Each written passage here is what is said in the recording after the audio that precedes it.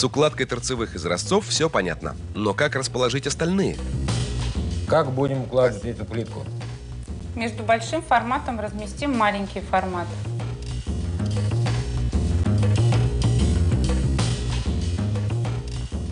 А это я пустила бы по низу. Понял. Изразцы у нас разных размеров и с разными сюжетами. Одни узорные, другие с изображением сказочных птиц и зверей.